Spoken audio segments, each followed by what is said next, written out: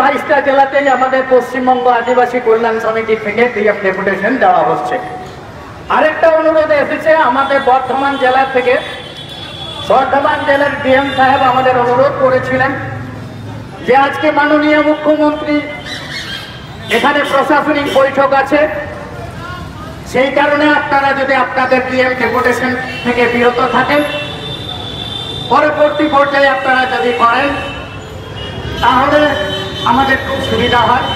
আমরা তাৎক্ষণিক যে রিপোর্টটা আমরা পেলাম এবং তাদের সঙ্গে আলোচনা করি এবং আলোচনা করার পরে আমরা এই 34 তারিখের পরিবর্তে আমরা 25 তারিখে শুধুমাত্র বর্ধমানের ডিএম ডেপুটেশনে আমরা যাব। এছাড়া পশ্চিমবঙ্গের সারা বাংলায়, এই সারা বাংলায় প্রায় 21টা জেলাতে আজকে ডিএম ডেপুটেশন হচ্ছে। এই পশ্চিমবঙ্গ আদিবাসী কল্যাণ সমিতি কিসের জন্য ডিএম ডেপুটেশন, এটাতে আপনাদের বোঝার দরকার আছে। আপনারা কান পাতলে শুনতে পান বিভিন্ন কলেজ থেকে শুরু করে ইউনিভার্সিটি, চাকরি থেকে জমি সংক্রান্ত বিষয়ে ভুয়ো সার্টিফিকেট দাখিল করে হাতিয়ে করার চেষ্টা করছেন। এটা শুধু আমরা বলছি না, এটা কোর্ট চত্বর থেকে আরম্ভ করে একেবারে মাননীয় মুখ্যমন্ত্রী তিনি স্বীকার করেছেন। তিনি স্বীকার করেছেন উত্তরবঙ্গে গিয়ে, তিনি বলেছেন হ্যাঁ পশ্চিমবঙ্গে ভুয়ো সার্টিফিকেট বিলি হয়েছে। আমরা মনে করি ভুয়ো সার্টিফিকেট বিলি শুধু হয়নি, এক শ্রেণীর যারা চক্রান্ত করে, এক শ্রেণীর যারা আধিকারিক আছেন, যারা দিনের পর দিন টাকা নিয়ে এই ভুয়ো সার্টিফিকেট বের করেছেন। এই ভুয়ো সার্টিফিকেট আমরা হাওড়াতেও দেখেছি। আমরা এখান থেকে আওয়াজটা তুলতে চাই, আমরা বলতে চাই এখনো কিছু আধিকারিক আছেন যারা এসডিওতে বসে থাকেন, তারা রীতিমতো টাকা দিয়ে এই ভুয়ো এসডি সার্টিফিকেট প্রদান করছেন। আমাদের কাছে খবর আছে এবং আমরা বলেছি আমরা কিন্তু এভাবে বেশি দিন চলতে পারে না।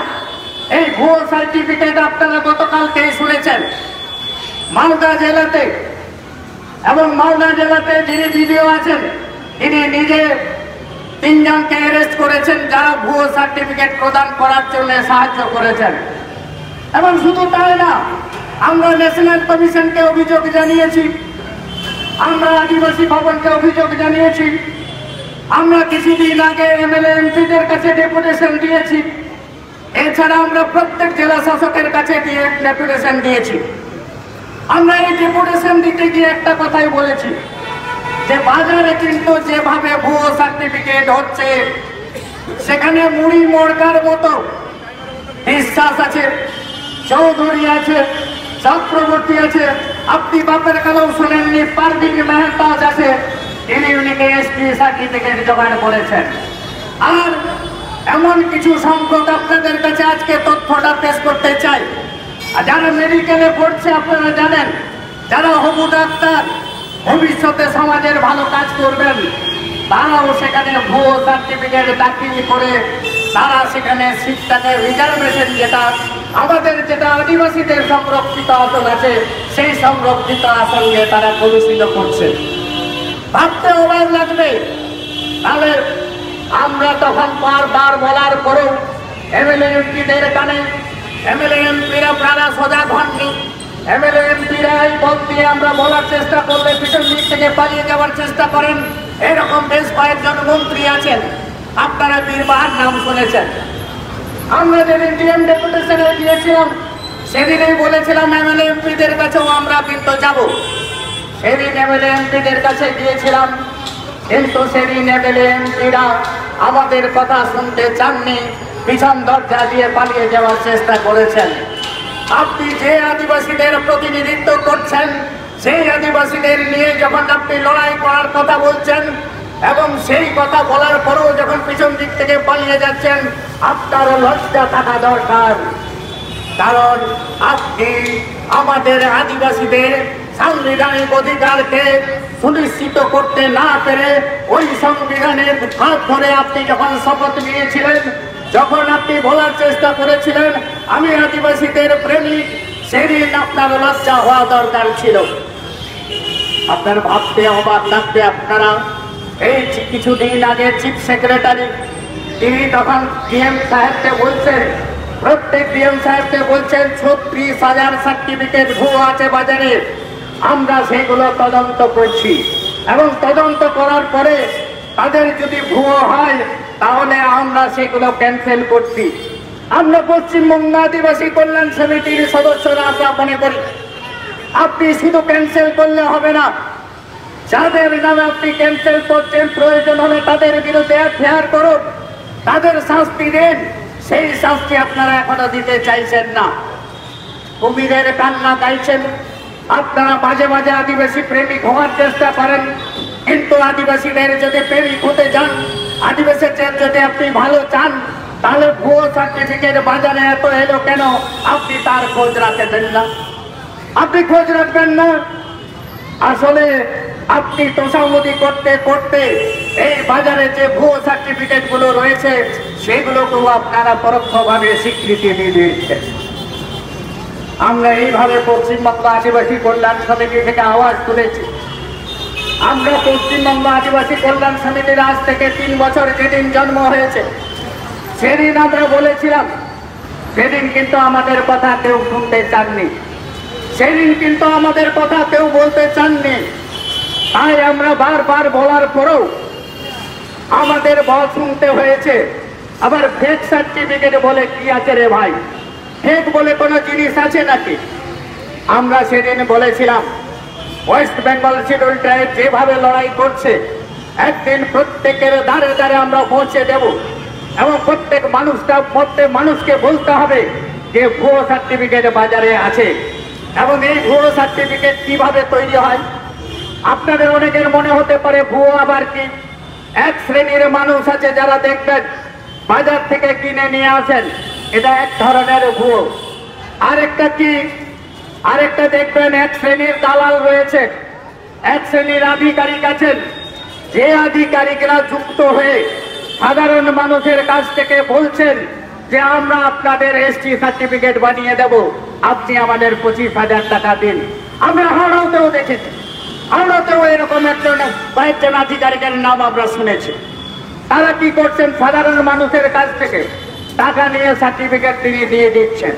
আর এক শ্রেণীর মানুষকে যারা টাকা দিয়ে দিচ্ছেন সার্টিফিকেট, তারা বুঝতে পারছেন না এই সাংবিধানিক যে অধিকার রয়েছে সেই সাংবিধানিক অধিকারকে লঙ্ঘিত করছে।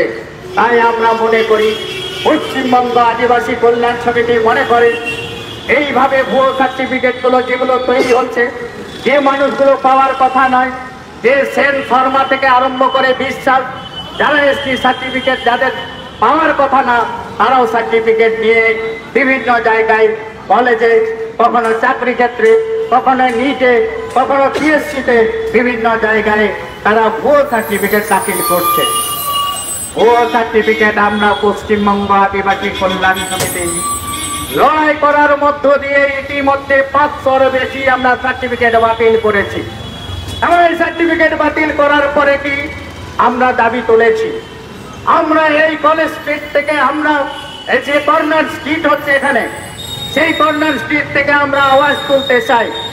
আমরা শুধু বলতে চাই শুধু ক্যান্সেল করলে হবে না, তাদের যথাযোগ্য শাস্তি প্রদান করতে হবে। এমন শাস্তি দেবেন দ্বিতীয় দিন যেমন ভুয়ো সার্টিফিকেট নেওয়ার সাহস না পান, সেইভাবে আমরা বলার চেষ্টা করেছি। আর একটা সবচেয়ে বড় সমস্যা কি জানেন তো? বড় সমস্যা হচ্ছে সরকারের সরলীকরণ। সরকার মনে করেন সার্টিফিকেট দিয়ে দিলেই মনে হচ্ছে আমরা রাজা হয়ে যাব। আরে আপনি তো সার্টিফিকেট দিয়ে দিচ্ছেন, আপনি কি ভেবেছেন যে আদিবাসীদের সংরক্ষিত আসন আছে 6%, আদিবাসীদের যে সেন্ট্রালে 7.5% আছে, সেই সংরক্ষিত আসনে যদি আদিবাসীরা ঢুকে যায় তাহলে আদিবাসীরা বঞ্চিত হবে না? এটা আপনি ভাবেননি। আপনি বলছেন যে বাবার সার্টিফিকেট থাকলে সার্টিফিকেট দিয়েছে। আমরা এখানে হাওড়াতে দাঁড়িয়ে এটা বলতে চাই, এমন অনেক হাওড়াতে সার্টিফিকেট যারা পেয়েছেন তারা মূলত তার দাদুরা উত্তর 24 পরগনার সেখানে কেন্দ্রবিন্দু, যেখানে জাল সার্টিফিকেট তৈরি হয়, সেখান থেকে তারা সার্টিফিকেট নিয়েছেন। আমরা এখান থেকে পশ্চিমবঙ্গ আদিবাসী কল্যাণ সমিতি শুধু হাওড়া জেলাতে না, গোটা 23টা জেলাতেই আমাদের ডিএম ডেপুটেশন হচ্ছে। পুরুলিয়া বাঁকুড়া থেকে আরম্ভ করে মেদিনীপুর ঝাড়গ্রাম, যেখানে আন্দোলনের ধারা অব্যাহত আছে, তারা এখনো বলতে চায় এই ভুয়ো সার্টিফিকেটকে তাড়াতে হবে, তাহলে আমাদের সাংবিধানিক অধিকার সুনিশ্চিত করা সম্ভব। আপনারা যারা এসেছেন, আপনারা অনেক ধৈর্য ধরে আপনারা এসেছেন, আপনারা অনেক দূর দূরান্ত থেকে এসেছেন, আর আমাদের যারা কথা শুনছেন, আগামী দিনে আমরা এটা বলতে চাই, আমরা সতর্ক করতে চাই যে যদি কোনো দিন এরকম একটা অবস্থা আসে, এরকম যদি একটা সময় আসে, যদি আপনাকে ঘেরাও করতে হয়, তাহলে আগামী দিন আপনি প্রস্তুত থাকুন, আপনাকে আমরা ঘেরাও করে রেখে দেবো এবং জীবনের মতো সেখান থেকে আপনি বেরোতে পারবেন না। এইরকম একটা অবস্থা তৈরি করার চেষ্টা করবেন না। আমরা পশ্চিমবঙ্গ আদিবাসী কল্যাণ সমিতির খুব সাধারণ মানুষ, আমরা খুব প্রিয় মানুষ। এখানকার মানুষরা সহজে ঝগড়া করতে জানে না, কিন্তু আমাদের যদি আমাদের অতিক্রম করে যান, আপনারা যদি আমাদেরকে তাচ্ছিল্য করেন, আপনারা যদি আপনাদের পায়ের ধুলোয় মিশিয়ে দেওয়ার চেষ্টা করেন, তাহলেও কিন্তু আমরা গর্জে উঠবো। এইটুকু কথা বলে আমাদের কয়েকজন এখান থেকে ডিএম এর কাছে যাবেন এবং আমাদের বক্তব্য আপনারা শুনছেন, এখানে চলতে থাকবে স্ট্রিট কর্নার, এবং আমরা কয়েকজন ডিএম এর কাছে গিয়ে আমাদের যে দাবিপত্র সেটা পেশ করে আসবো। আশা করি আগামী দিনে এই চলার পথ আপনারা আরো উপস্থিত করবেন। এইটুকু বলে সকলকে অনেক অনেক অভিনন্দন, নমস্কার জানিয়ে আজকে আমার বক্তব্য আমি এখানে সমাপ্ত করলাম। হ্যালো, আমাদের আদিবাসীদেরকে সবাই অশিক্ষিত ভাবে, তো আমি বলতে চাই যে আমরা যারা শিক্ষিত যুব সমাজ, আমরাই কতটা বেশি আরো বেশি ভাবে আমাদের সাথে মানে দুর্নীতি হচ্ছে, তার প্রত্যক্ষ প্রমাণ হচ্ছে আমাদের কলেজে এই বছর। আমরা প্রত্যেকে জানি যে আমাদের প্রত্যেকটা মেডিকেল কলেজে গভর্নমেন্ট এসটি যতগুলো medical college, government and private যতগুলো মেডিকেল কলেজ আছে, প্রত্যেকটা মেডিকেল কলেজে এসটিদের জন্য কিছু বরাদ্দ সিট থাকে। তো সেইখানেও যারা যে সমস্ত জেনারেল স্টুডেন্টরা বলে যে আমরা এসটিরা কম মার্কস পেয়ে আমরা ভর্তি হওয়ার সুযোগ পাই, সেই জেনারেলরাই এখন কারচুপি করে আমাদের জায়গা নিয়ে আমাদের কলেজে ভর্তি হচ্ছে। এইবারে আমাদের কলেজে মেদিনীপুরের 9টা এসটি সিট আছে, তার মধ্যে দুটো মেয়ে ছিল যাদের প্রতি আমাদের মানে সব থেকে বেশি সন্দেহ ছিল। যখন আমাদের হাতে সেই প্রত্যেক বছর আমাদের হাতে যে লিস্ট গুলো আসে যে এই ছাত্রছাত্রীরা এই বছর আমাদের কলেজে পড়ার সুযোগ পেয়েছে, তো আমরা সিনিয়ররা কি করি যাতে তাদের ভর্তির টাইমে কোনো রকম অসুবিধা না হয় বা তারা কতটা অথেন্টিক এসটি সেটা আমরা ফার্স্টে দেখি। যখন সেই লিস্টটা আমরা পেলাম, খালি আমাদের মেদিনীপুর মেডিকেলে নয়, প্রত্যেকটা মেডিকেল কলেজে, এবং খুব দুঃখের সাথে বলছি যে কলকাতার বেশিরভাগ মেডিকেল কলেজে 9টা বা 12টা সিট যেখানে থাকে, সেখানে যে সমস্ত কলকাতার মেডিকেল কলেজে কলকাতা মেডিকেল বা আরজিকর বা এনআরএস বা পিজি বা ক্যালকাটা ন্যাশনাল প্রত্যেকটা মেডিকেল কলেজ যেখানে 12টা করে এসটি সিট থাকে, লজ্জার বিষয় সেখানে 7টা থেকে 8টা এরকম ফেক এসটি যারা এসটিদের জায়গাতে মেডিকেল পড়ছে, ডাক্তারি পড়ছে। সেখানে আমাদের কলেজে 2টো এরকম মেয়ে ছিল, যার মধ্যে থেকে যার এসটি সার্টিফিকেট আমরা বাতিল করতে পেরেছি, যেটা বলে আমাদের আজকে ভালো লাগছে। সেই মেয়েটির নাম হচ্ছে শরণ্যা মণ্ডল। সে আমাদের কলেজে এইবারে ভর্তি হয়েছিল। আমরা অ্যাডমিশনের দিনই অনেক কষ্ট করে তার এসটি সার্টিফিকেটটা জোগাড় করি, মানে তার ছবিটা, কারণ তার বিরুদ্ধে তার এগেইনস্টে কোন রকম স্টেপ নেওয়ার জন্য আমাদের সবার আগে তার এসটি সার্টিফিকেটটা দরকার ছিল, যাতে সে যে ফেক বা তার এসটি সার্টিফিকেটটা যে জাল বা তার এসটি সার্টিফিকেটটা যে ভুয়ো সেটা যে আমরা প্রমাণ করব, তার জন্য তার ওই এসটি সার্টিফিকেটের নাম্বারটা খুব দরকার ছিল। আর এখানে খালি আমি নই, আমার কলেজের প্রত্যেকটা সিনিয়র, প্রত্যেকটা জুনিয়র, আমার প্রত্যেকটা ব্যাচমেট অ্যাডমিশনের দিন একটা স্টুডেন্টের কাছ থেকে তার পার্সোনাল ডকুমেন্ট, এসটি সার্টিফিকেট হোক, আধার কার্ড হোক, ভোটার কার্ড হোক, যাই হোক, সেটা যে যার ব্যক্তিগত ডকুমেন্টস হয়, পার্সোনাল ডকুমেন্টস হয়, সেটা যে কোনো স্টুডেন্টের থেকে সেটা ছবি জোগাড় করাটা কোনো ইজি কাজ হয় না, কারণ বিশেষ করে আমাদের মতো মেডিকেল কলেজে এখানে কেউ বোকা নয়।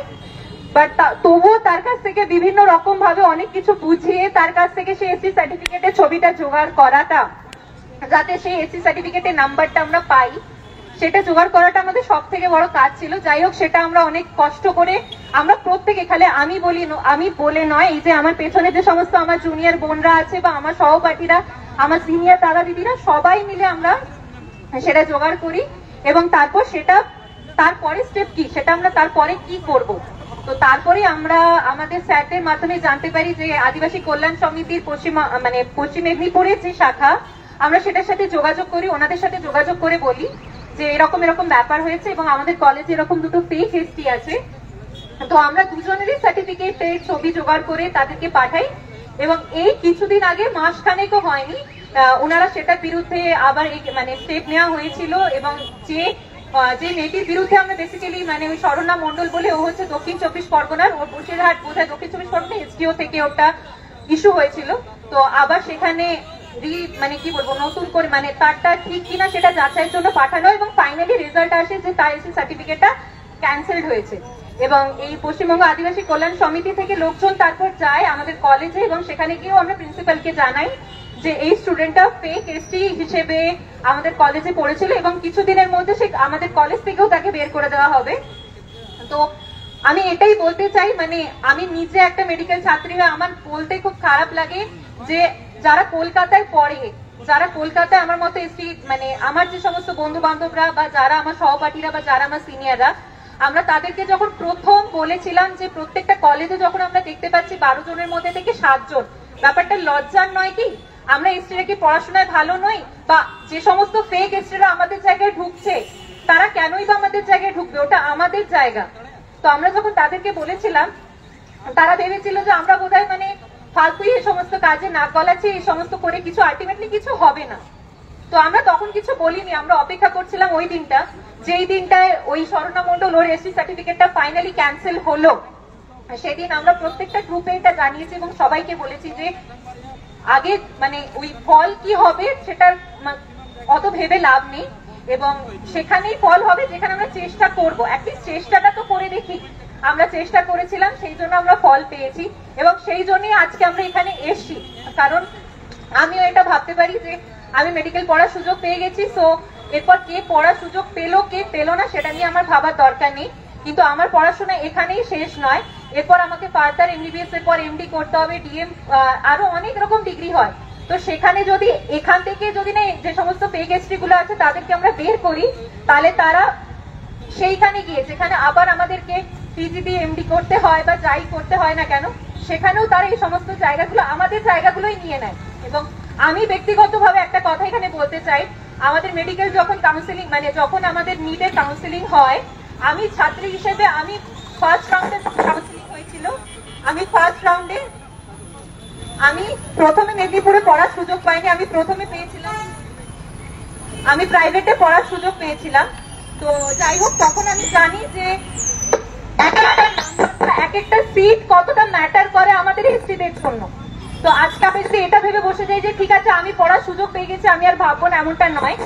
যে সমস্ত প্রকৃত এসটিরা যারা এই ফেক এসটিদের জন্য এক এক নাম্বারের জন্য বা এক একটা সিটের জন্য পড়তে পারছে না, আমরা জানি তাদের কতটা কষ্ট। আমরা 1 বছর 2 বছর করে সময় নষ্ট করে খালি এই মেডিকেল পরীক্ষা দেবো বলে আমি নিজে 1 বছর পুরো নষ্ট করেছি। তো এরকম আমার মতো কেউ 1 বছর, কেউ 2 বছর, কেউ 3 বছর করে নষ্ট করে খালি এখানে পড়ার জন্য। তারপরে যারা এই সমস্ত ফেক এসটিদের চক্করে যারা পড়ার সুযোগ পায় না, তারা একমাত্র বলছে তারা কি পরিমাণ যন্ত্রণার ভেতর দিয়ে যায়। আমি তাদের জন্য এবং যারা এরকম ফেস করছে, আমি তাদেরকে বলবো তারা যেন ভবিষ্যতে তারাও যেন স্টেপ নেয়। যে সমস্ত যারা এই বছর পরীক্ষা দিয়েছে, যারা হয়নি 1-2 নাম্বারের জন্য, তোমরা কিন্তু যোগ্য অযোগ্য এমনটা ভেবো না। মাঝখানে এরকম অনেকে আছে যাদের জন্য তোমাদের সিট গুলো ক্যান্সেল হয়ে গেছে, তোমরা পড়ার সুযোগ পাওনি। তাই তোমাদেরকে রিকোয়েস্ট করবো কি তোমরাও স্টেপ নাও। আর যারা পড়ছো তাদেরকেও বলবো এমনটা ভেবো না পড়া হয়ে গেছে আমরা ক্যান্সেল করে, আমরা ভাববো না আমরা তো পড়ার সুযোগ পেয়ে গেছি। ভাই আরো পরে জার্নি আছে, এখানেই এমবিবিএস বা ডাক্তারি পড়া শেষ নয়, এরপর এমডি আছে, আরো অনেকে আছে, সবাই জানে। সেখানেও অনেক এরকম ফেক এসটি আছে। আমরা লাস্ট কয়েকদিনে যখন 2010 থেকে সার্চ করছিলাম আপ টু 2023 পর্যন্ত, খালি এমবিবিএস বলে নয়, এরকম অনেকে আছে যারা এমডি হয়ে গিয়ে বড় বড় সব ডাক্তার হয়ে গিয়ে এখন চাকরি করছে, তারাও সব ফেক এসটি। সো ব্যাপারটা এইখানে সুতরাং এটাই আমি বলতে চাই যে লড়াইটা খালি এখানেই শেষ নয়, ভবিষ্যৎটা আরো অনেক লম্বা। আর আজকে আমি করছি যারা ভবিষ্যতে আমার কলেজে পড়তে আসবে তাদের জন্য। অন্তত আমি সবাইকে এটাই বলতে চাই যে আমরা যদি ব্যক্তিগত রেজাল্ট খালি নিজের কথা ভাবি যে আমাদের তো কাজ চলে যাচ্ছে, এমনটা নয়। আমাদের যেটা ভবিষ্যৎ প্রজন্ম তাদের কথা ভাবতে হবে, কারণ আমরা যদি তাদেরকে দিশা না দেখাই তারা কোন রকম ভাবে সেটার গুরুত্ব বুঝতেও পারবে না। তো এইটুকু বলি আমি আমার বক্তব্য শেষ করব। আর একটা কথা বলতে চাই যে সবাই ভাবে যে আদিবাসীরা হচ্ছে অশিক্ষিত, পিছিয়ে পড়া, এমনটা নয়। আদিবাসীরাও শিক্ষিত। আদিবাসী কথার অর্থ কি? আমরা এখানকার আদিম অধিবাসী, আমাদের অধিকার এখানে সবার বেশি। তো যারা আমাদেরকে নিচু করার চেষ্টা করে তাদেরকে চোখে আঙুল দিয়ে দেখিয়ে দিতে হবে যে আমরা পিছিয়ে পড়া এখন নই। যে সমস্ত ফেক এসটিরা আমাদের এসটিদের জায়গা নিয়ে আমাদের জায়গায় ঢুকছে পড়বে বলে, আমি তাদেরকে বলতে চাই যে একদিন ওদের খুব অহংকার যে ওরা বেশি নাম্বারে ঢোকে, আরো কিছুদিন অপেক্ষা করে যাও। আমরা এসটিরাও তোমাদের সমান নাম্বার পেয়ে দেখিয়ে দেবো। আমরা যদি তোমাদের চাই, তোমাদের মতো মেডিকেল পড়ার সুযোগ, মেডিকেল কেন সবকিছুতে আজকাল প্রত্যেকটা লাইনে এসটিরা আছে। যদি আমরা করতে পারি তাহলে আমরা আরো পারবো, এবং ভবিষ্যতে তোমরা যে কোটাটা দাও যে আমরা রিজার্ভেশনে ঢুকি, আর দুদিন পরে সেটাও আমাদের দরকার পড়বে না। অতএব দুবার ভেবে দেখো কাউকে কিছু বলার আগে। তোমরা তো নিজেরাই, আমরা তো তবুও আমাদের নিজেদের প্রাপ্য সম্মানে ঢুকছি, তোমরা তো আমাদের সম্মানটা, আমাদের জায়গাটা নিয়ে সেখানে কারচুপি করে ঢুকছো। অতএব তোমাদের কথা মুখ খোলার কোনো জায়গাই থাকে না। আর আমি সবাইকে বলবো যে আমরা আদিবাসী, আমাদের যা অধিকার সেটা আমাদের, সেটা কাউকে আমরা দেব না। তার জন্য সচেতন আমাদেরকে হতে হবে। আমাদের খিদে পেলে সেটা নিজেকে মুখ ফুটে বলতে হবে, কেউ আমাদের জন্য খাবার এনে দেবে না। অতএব কারোর সাথে যদি অন্যায় হয় সেটা আমাদেরকেই বলতে হবে, আমাদের হয়ে কেউ স্টেপ নেবে না। আমাদের আদিবাসীদেরই একজোট হতে হবে এবং আমাদেরকে আমাদের যাদের সাথে অন্যায় হচ্ছে তাদের বিরুদ্ধে পদক্ষেপ নিতে হবে।